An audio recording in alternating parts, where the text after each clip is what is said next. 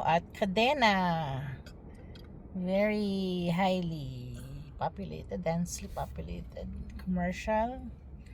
Very much different from the northern areas where it's purely natural park, well preserved.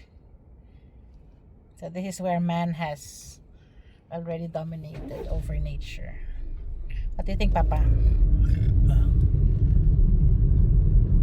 Then we're approaching the village, 8 kilometers from here, the American village, where American has stomped their influence on Japan. What do you say, Papa? Historical. Dito? Huh? Dito? Anong nangyari? Yeah, they have their American village. Oo nga, no? Why? Kuan to, recreation nila to. So this was Mga soldiers. Para siyang Subic na. Subic siguro to, equivalent to Subic sa Philippines. Yung Chatan. Sa Okinawa. R&R na mga.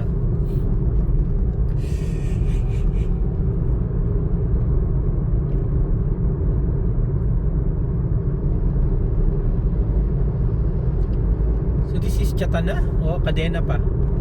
this is Cadena already. So we're not yet in Chatan. After Shatan, Cadena. No. After Cadena, Shatan. Okay, straight ahead tayo.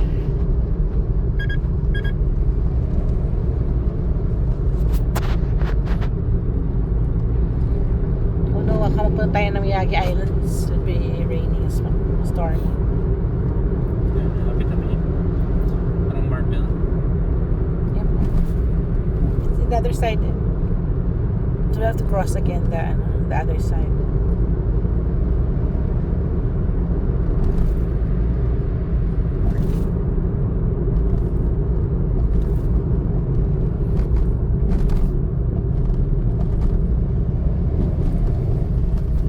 Okay folks, here. Red. Still Cadena? We're in Cadena. We're going na to airport. Yeah. Naha. Oh. We're going south na, guys. Strategic din pala yung location na tong Chatan. I don't like it here. It's very it's very urban. Sa beach side tayo. Oh, may eco-friendly stores daw. Organic living. Shh.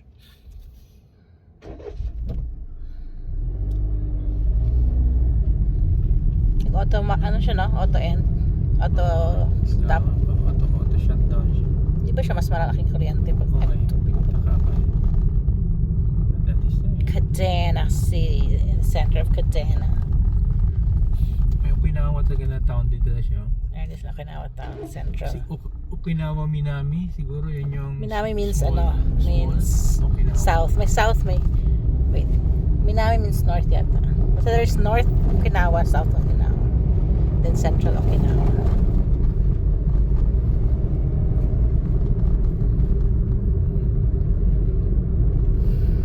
Okay, we're going to the coast again. This is the urban area na Okinawa. Southern There. portion. Ito yung kanilang not so developed palm trees. I don't think kasi it will thrive sa ganitong weather.